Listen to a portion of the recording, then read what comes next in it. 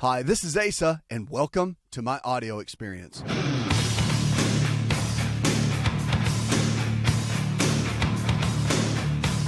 can send me an email. It's a new prescription for a new you, America. There's an epidemic called obesity. Yep, it's an epidemic. It's what they're calling it. And kids, they're saying, began in the late 90s with this. The excess weight gain and obesity came in young Americans began about 15 years ago, a new study finds. Well, I could tell you what happened. We got all the fat-free products at the grocery store. So everybody started buying fat-free this, fat-free that. Fat makes you fat. It's about low-fat diet, tons of carbohydrates. And guess what we have now 15 years later? Now our kids were obese 15 years ago based on that. Now the kids are still obese, even more. But now we have an epidemic of diabetes. Type 2. You know, they used to be called adult onset, meaning that it happened in the adult age, over about 35. And now that our young people, 1 out of 3 of our young people under the age of 11 have been diagnosed with type 2 diabetes. I mean, you step back and think about that. That's unbelievable. And it stemmed from the trends that were going on with us back in the 90s of the low-fat diet. And so that's where it came from. Although they don't know. Watch this article, okay? So the research documents the emergence of the obesity epidemic among adolescents in the latter half of the 90s and young adults in early 2000, as well as the entire population, said Lee. It's like, we just don't know. I mean, what happened? How in the world did we gain all this weight? I just don't know. My mind is boggled. Well, mine's not. So she cited a number of possible factors, including a rise in time spent in front of the TV or computer or video games. I'll agree with that. But according to Lee, poor diet and couch potato lifestyles rise when young people leave the parental home and go on their own before starting their own families. That is true to some degree. However, it comes from the low-fat diet. No doubt about it. Not even a question. Because people are still in that phase. They still believe that fat makes you fat, and they still eat a bunch of carbs. And that's why everybody's getting sick. Until we get that straightened out, nothing's going to straighten out. So the research is focused on body mass index, which calculates a relationship between weight and height. As the BMI grows, so do concerns arise about obesity and obesity-related illnesses, including heart disease, diabetes, some cancer, stroke, liver disease, gallbladder disease, osteoarthritis, and fertility issues. According to the U.S. Centers for Disease Control, the CDC, about 1/3 of Americans are now either overweight or obese, with slightly more women than men affected. The study of about 100,000 adolescents in the different databases they studied for BMI, and they found that the overall BMI increases started earlier and rose faster in females versus males. So in this study, I just find it interesting all the way around. And the rest of the article is just a bunch of statistics, it's a bunch of numbers. And I just find it interesting that in this, how we've changed as a nation and how we're changing for the worse, seemingly. Because our bodies are getting sicker and we're breaking down. And it's because of our choices. And I think not so much of our choices, but you got to make choices with education. And if we don't educate, if we don't empower people, if we don't really tell the truth about what it is to be healthy versus what it is to be sick, what it really means, if we don't really get down to that, then that's going to be our challenge. And so my hope is, as we move into this next decade that we're headed into, with the thoughts of where is our healthcare system going, there will be a lot of standards that will stay the same, but I think there's going to be a lot that changes. And the people, the public, are going to demand it. And as they demand it, the need will be filled. And it'll be interesting to see how this whole thing plays out. So that is my hope for this. Because what happened 15 years ago, now we've got all these kids that are obese with diabetes. What's going to happen in the next 15 years if we don't do something radical? We have to change. There is no way around it. We have to make some radical changes to get those radical results. 888-283-7272. Let's talk to Michael now. Hi, Michael. I was driving through North Carolina, I guess, one night, and I picked up your station. I was so happy to hear about it. Well, let me tell you, That's great. I'm 21. Today's actually my birthday. All right.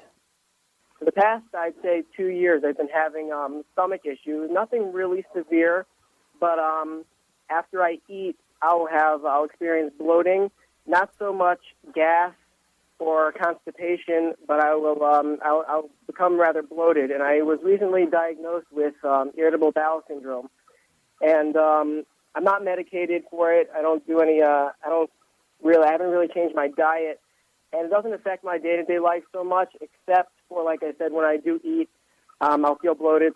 Usually I'll have to, unbuckle my belt a little bit, give myself some extra room. I was wondering if you have any ideas as far as dietary or any type of supplements I might take that could settle my stomach or help out in any way. Well, the irritable bowel, here's the key. If you've been diagnosed but you're not medicated, there's a lot you can do. Now, IBS or any of the bowel syndromes at all that cause irritation, inflammation, whatever, the irritable bowel is a real pretty common, but yes, pretty commonly corrected too. And for irritable bowel, one of the first things you want to think about is diet and cutting out inflammatory foods. Anti-inflammatory diet is a key. It's the one you'll find in my book, Empowering Your Health. Now, the key to that is so much of the information that we talk about is about eliminating certain foods, but also about implementing certain foods, because food changes everything. Food can be our best medicine. And with IBS, gluten is a key. I don't care what anybody tells you. Gluten is one of the biggest culprits for IBS. Now, cutting that out, you can eat plenty of grains that they make or foods that are made from flour that are gluten-free. They're making it more and more now. So you might want to look into some of that. But cutting out gluten takes 7.5 weeks to completely eliminate out of the system. So that's first things first. Understand that. And then you might have an issue with cow's milk dairy. So cutting that out for a period of time might be a smart thing to do. You can switch over to goat's milk. Goat's milk is the closest molecular structure we have to human mother's milk. Works phenomenal. So those two hand in hand work very well as far as eliminating and what could be causing some of the irritation. The other is serotonin. Believe it or not, one of the brain chemicals that makes you feel good can be a culprit for IBS. It's a strong link to it. Turkey, chicken, salmon, spinach, and beans, those are all foods that help raise serotonin levels naturally. 5-hydroxytryptophan, certain supplements, omega-3 fatty acids, and vitamin B6. Those are all known too, but you got to be careful with some of those. Talk with your doctor, because if you're taking any medication for anything right now outside of IBS, if you have depression or if you're dealing with any of that, you got to be very careful. You can't be taking a bunch of supplements with that, and you want to make sure there's no interactions. Hope that helps. 888-283-7272. We'll be right back.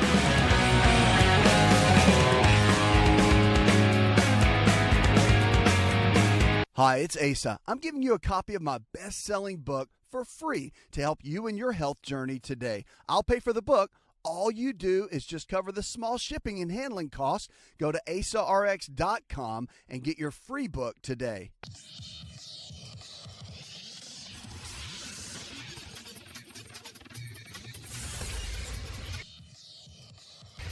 To find out more, connect with On Call Radio online at InShapeNetwork.com.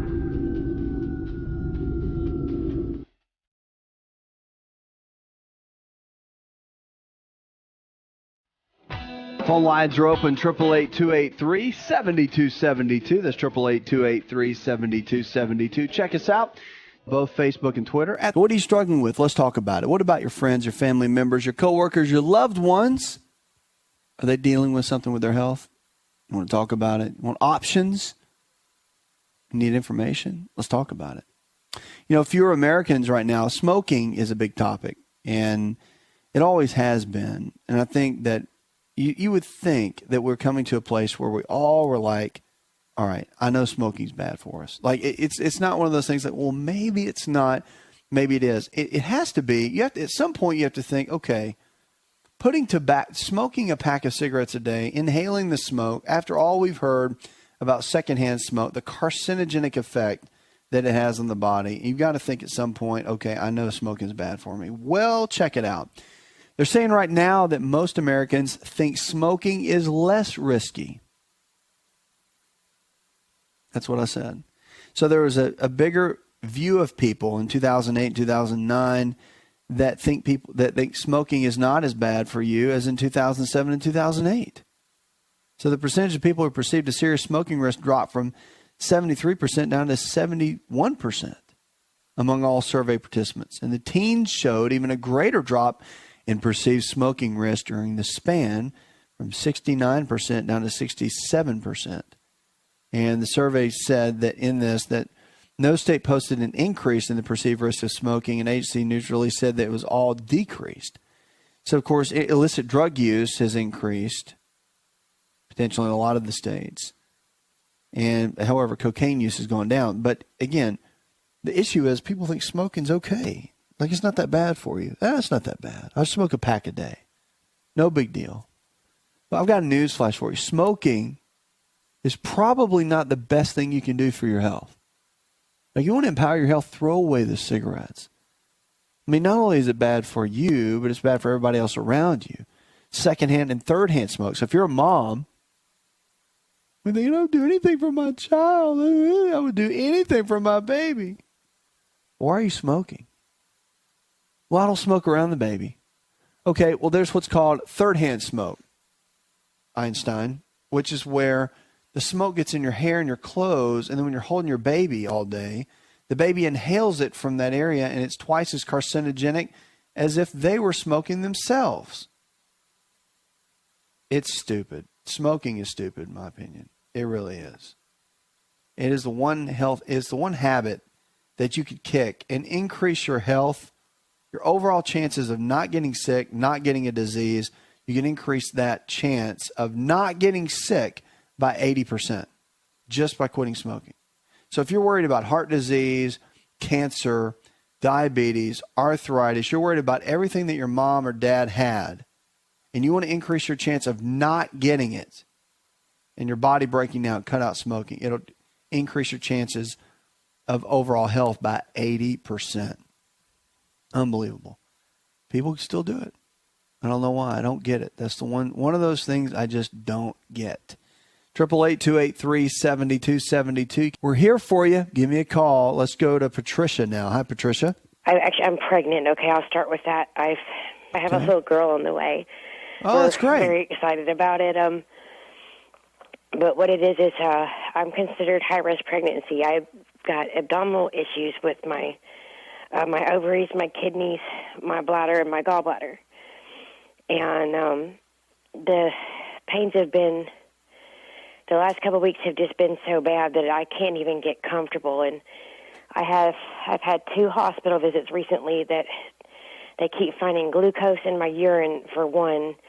I came home with the paperwork saying that I had a urinary tract infection, so I was doing the cranberry juice thing with, the water, but it was making my acid reflux disease and my heartburn just get really bad, so I couldn't handle the cranberry stuff. But the biggest thing is that I can't even sleep comfortably anymore, and I don't get very much sleep at all because I'm pretty much hurting 24 hours a day. And I just really want it to quit. Kidney stones, gallstones, all this stuff since I've been pregnant, and it's just been a mess. I'm sorry you're going through that. I know it's tough. With all of that and all of that said, there's a lot that you can do.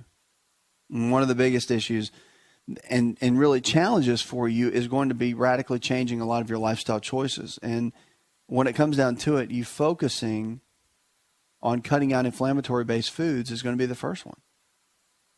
Because you've got a lot of issues going on, but nothing's going to change until your choices change. And that is the reality of it. So we can sit here and break down each one of those one by one, but I think that one of the wisest things that you could do, I mean, for gallstones and for a gallbladder that's not functioning that well, helping the body cleanse that out. There's a liver gallbladder flush that's in my book that works very, very well.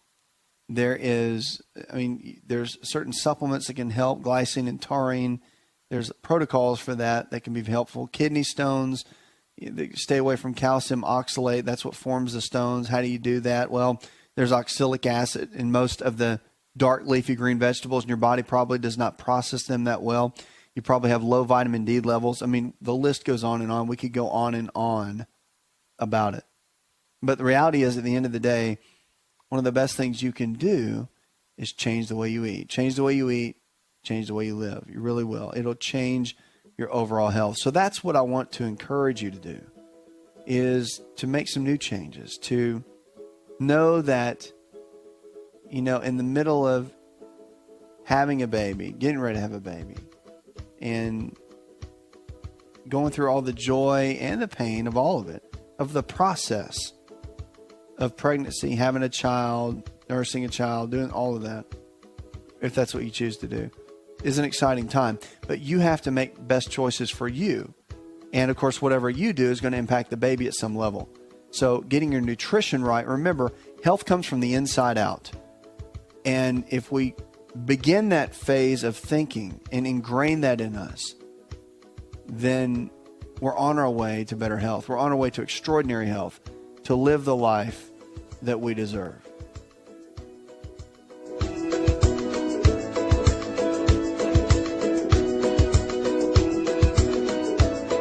Did you know that you can listen to the ASA RX audio experience on Spotify and Pandora? For all the ways to watch and listen, check out our show page at asarx.com/experience.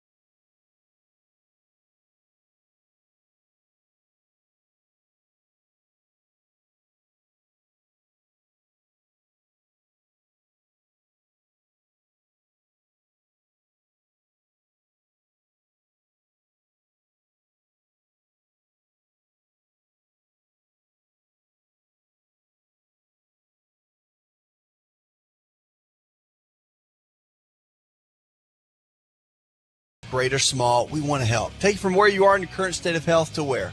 To where you need to be. Why? Because you deserve the kind of health that you deserve, to make the right kind of choices, to be able to live well, to be able to have the kind of energy that you're looking for, to be able to play with your kids at night more than 5 minutes because you're too tired, because you've been working all day and just don't have the energy levels. Your get up and goes, got up and went, as my grandmother used to say. So how do we change that? How do we get it back? Well, we make changes in our life. 7 daily prescriptions that we talk about. We need to do them. We need to apply them in our life. Number 1, you want to follow the anti-inflammatory diet that is in my book, Empowering Your Health. List all the food choices from A to B. It also tells you how to do your health from A to Z. It takes you and explains everything down to the bare basics about how to have a healthy lifestyle and how to even do this whole health thing. It explains that to you. That's why I wrote it. I designed it to make it easy for everyone to understand what it really means to get your health back and what to do about it. So that's daily prescription number 1. Number 2 is to make sure you get your blood work done, extensive blood work done every 6 months by your primary care physician. And they want to check everything, everything from a CBC to a CMP. They want to check your liver and your cholesterol, your vitamin D, your B12, your iron levels, and your hormones especially. And that's not just for you ladies. Guys, get your testosterone level checked on a regular basis, especially after age 35. Things start changing. I've seen more guys come in with low testosterone levels. It decreases their function all the way around, and you just begin to lose things. You lose memory. All kinds of issues can happen. Blood work is so important. Life is in the blood. So get that checked every 6 months. Number 3, daily prescription number 3, foundational 4 supplements. You want a good whole food multivitamin, digestive enzymes to break down your food, cod liver oil for your omega-3 fats, and don't forget probiotics. Probiotics put the good bacteria back in the digestive tract. That's your foundational 4. Then you go number 4, daily prescription number 4, water. You have to drink it. Drink half your body weight in ounces of pure non-chlorinated water daily. So if you weigh 200 pounds, you drink 100 ounces of water every single day. Your body's made of about 70 to 75% water, so we have to stay hydrated with the right kind of water. That is also very important. Number 5, daily prescription number 5, exercise. 30 minutes a day, 5 days a week, doing something you enjoy. Number 6 is rest. You want to take one day every single week and rest. Just completely chill out and relax. Why? Because your body needs it. You can't go like the Energizer Bunny commercial and go all day long. Your body has to rest. We were designed to rest. And not only that, the sleep you get at each day, you need to get in bed at least an hour before midnight. Every minute of sleep you get before is worth 4 minutes after midnight. Incredible and powerful, and your body needs it. Number 7, no matter what, and I get people that call me here on the show all the time that I talk to, how long has it been since you've been to a doctor? Oh, it's been years. Don't let that happen. Have a primary care physician, family medicine, general practitioner, so that you can prevent things from coming down the pipeline. That is a better way to go. 888-283-7272. That's 888-283-7272. I'm your health and lifestyle coach. Let's go to Jamie. Hi, Jamie. Yes. I'm calling because I've been struggling with something that's, I think, it's a physical addiction, but it's more, I think, mental. I need your advice on it. I'm a pretty healthy person. I work out 5 days a week. I eat very strictly, and I have self-control with that. But I was introduced to cigarettes at a young age, and I've been smoking ever since. And I have tried numerous ways to stop, like with patch or gum. I'm just curious what your advice is. And you can't get past it? I haven't been able to yet, no. What is it in your life? I don't smoke a lot. I mean, I don't smoke all day long. I smoke like 2 at night, but I think that me that I still need to have those cigarettes. Does it make you go to sleep at night? Does it make me go to sleep? Mm-hmm. No, I wouldn't say one way or the other. I sleep well. You sleep well regardless? Yeah. All right. So why do you take it at night? Why do you not do it during the day? Well, because I work at a gym. I teach fitness. I teach health. I understand all the reasons. Well, that's why exciting. I smoke. Why don't that's great. Why don't you do that, and then I'll just go eat a bunch of junk food tonight, and then we'll just have a little party. I'm kidding. I understand. So the reality is, you understand. I know you get it. Well, but the reality is, it's more of a mental addiction. What I'm trying to figure out is where the mental addiction's coming from. Are you trying to control something in your life that you feel like you can't control? No, I really enjoy it on my way home from work. I just have a cup, and then that's. Well, then it is more mental, because here's the reality. If you're only doing a couple and you do it at night, it's just become a habit. And habits you can change easily. So it's just one of those things that you have to kind of dig in and begin working on that. Now, here's the deal. With nicotine, it's kind of a funny thing. It's one of the most addictive substances that we have, but at the end of the day, there's also a natural way to correct it. And one of the best ways to correct it, actually, is using nicotinic acid. Nicotinic acid is one little molecule away from the actual nicotine, and it's vitamin B3. So it's a version of something that's completely natural. Nicotinic acid works very well in replacing that nicotine craving.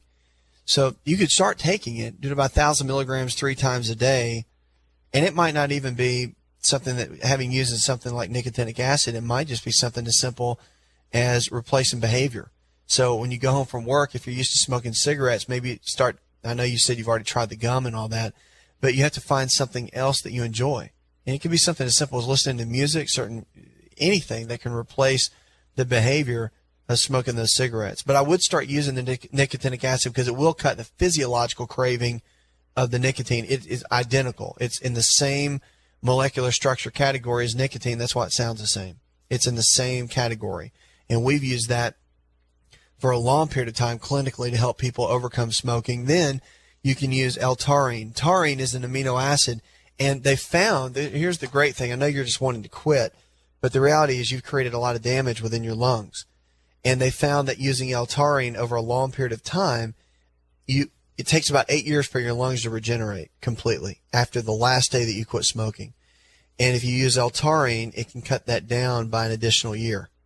So you can use that amino acid. It helps repair the lung tissue, and where there was scarring and when there was damage into the lungs, you can actually have that reversed and even help it to renew and regenerate simply by using the L-taurine. So those are a couple things to do. But really, when it comes to the evening, I mean, if you want me to tell you what to do, it's just stop. And it's not real hard. It's funny because when I talk to people clinically that have smoked for years, it usually takes something to actually scare them before they will quit smoking. Meaning they'll get a diagnosis of cancer or they have a heart attack. And then all of a sudden they just never smoke again. So you won't quit smoking those last two unless you want it bad enough. And there's no mind trick that I can give you to eliminate it. It's going to have to come from the want to. If you teach fitness all day long and you're teaching people how to be healthy all day long and then you're smoking the cigarettes, it's not helping anybody. You have to want to get well. It's very true. You have to want it. So at the end of the day, you just have to ask yourself, what do I want? What kind of example do I want to be? And what kind of choice am I going to make tonight when I drive home? Because there's nothing really going to cause you to change. You could take everything in the world. You could chew the gum, take the patch, and do all that. But until you're ready to change, nothing's going to change. So get started on that nicotinic acid. Let me know when you quit smoking because I want to hear about it in about a week. Okay, 888-283-7272. That's 888-283-7272. I'm your health and lifestyle coach. Let's go to Skip. Hi, Skip. Welcome to the show, man. I was diagnosed with MAC disease. Okay. It's Mycobacterium intracellular yeah. avium, something like that. But anyway, basically Mycobacterium avium complex is what they call it. Yeah. Right. I guess it's just a bacteria that you get. They're not really sure how you get it environmentally. Basically, yeah. Right. But they want you to take these powerful antibiotics for 12 to 18 months. And I took them, but I wasn't able to take any of them. There's like 3 different kinds you have to take, and you have to take 2 or 3 at a time. And your body couldn't handle it? Is that what happened? I tell you what, Skip, hang tight. We're going to a commercial break, and we're going to talk about MAC disease and talk about what we need to do. And you said you were taking the therapy. They wanted you to take the antibiotic therapy for 18 months. But the reality is there's a lot you can do with Mycobacterium avium complex disease. It's a lung condition, as you know, and there's several ways to contract it. So let's talk about that and what to do about it when we come out of this commercial break. 888-283-7272. That's 888-283-7272. Whether you're absolutely thriving or challenged in a hospital bed, remember, there's always hope to get your health back.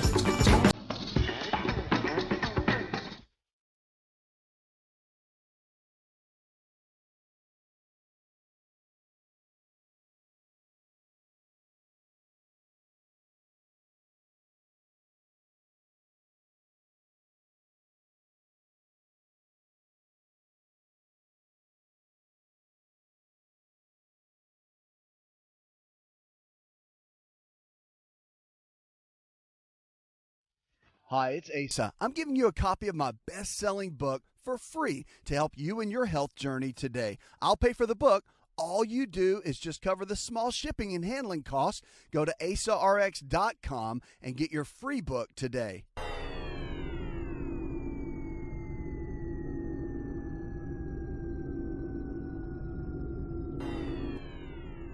Connect with On Call Radio and watch On Call TV at InShapeNetwork.com.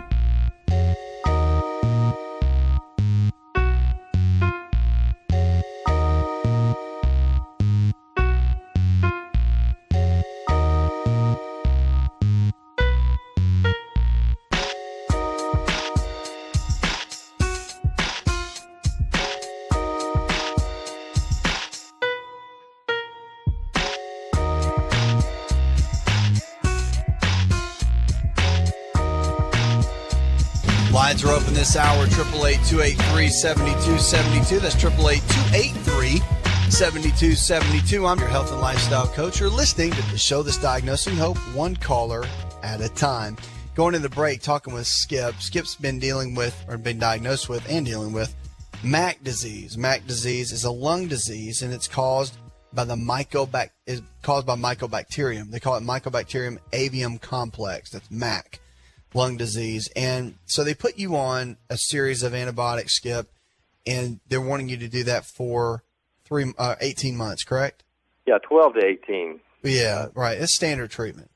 Yeah, it's really powerful antibiotics. Big time. Yeah, I got chills and just about every symptom you can imagine. Kind of like the flu on just about everything I took. Oh yeah, definitely. It can do that, and everybody reacts differently. So you were just in a place where you couldn't. So you couldn't take them, and you weren't able to finish, right? Or did you finish? No, I did not finish. I was not able to take them more than really about 10 days was the most I could take any one of the treatments they gave me. Okay. There was 3 different. I tried it 3 different times. I took it was mycobutin and ethambutol and something else. I think Rifatin or Rifabidin and I took it along with Zithromax at the same time. Oh yeah, Z-Pack. Yeah, they're all strong antibiotics. Really, really tough on the system. How are you doing now? Well, I mean, I have pains in my chest more of if I move a certain way, but basically, you just cough up a lot of mucus. It's nonstop. Yeah, and there's one of the symptoms is fatigue. You don't feel good, and I can. It's more of a sensation in my lungs than anything. But what are they telling you now? Since you couldn't take the antibiotics, what did your physicians tell you? Well, to be honest with you, I was kind of fed up with my physician and didn't even tell him I was done with the last bit of antibiotics. So you just kind of threw your hands up and said, kind of forget everybody. I'm just going to try to do this on my own. Yeah. Well, there just didn't seem to be, that concerned with me. I was just fed up. Yeah. I get that. And just so you know, there comes a point too with some physicians, and there's what's called standard of treatment or standard of care. Right. And and literally some physicians can be just like robots. And here's the book, here's what the physician's desk reference says, here's what the treatment is, and it is what it is. And when you ask 10 different questions to think outside the box, you just get deer in the headlights. Exactly. Well, I mean, here I was taking 3 different powerful antibiotics, and on the third try, you think you'd hear from him, like, how are you doing with that or anything, but I didn't hear from him. So I know I probably should have called and said, hey, I can't take this either. You always want, no matter how frustrated you get, don't do the silent treatment. It's just not a good thing. I guess I kind of felt like that was the last thing we could try as far as she was concerned. And so, I guess I just figured, well, the next step was pursuing some sort of natural treatment.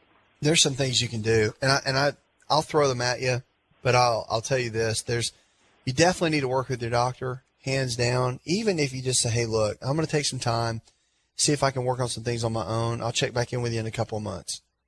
No big deal to do that. It's really not. It's fine to go that route. So, and that's what I would encourage you to do, just so they're, she or he, so they're in the loop a little bit. But because Max, it's a really challenging lung condition. You don't want to play around with it for sure. But we got to focus on building the immune system right now. And you want to do something to kill the organism. I mean, even if you could get away with one of the antibiotics through that process, through a short period of time, 18 months is a long time. It is.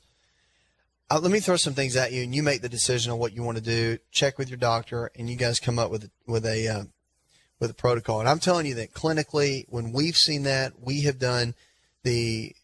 seen the antibiotics work well, but we've also seen some natural treatments work well. So end of the day, you want to strengthen the body, and you want to get it to where it can fight.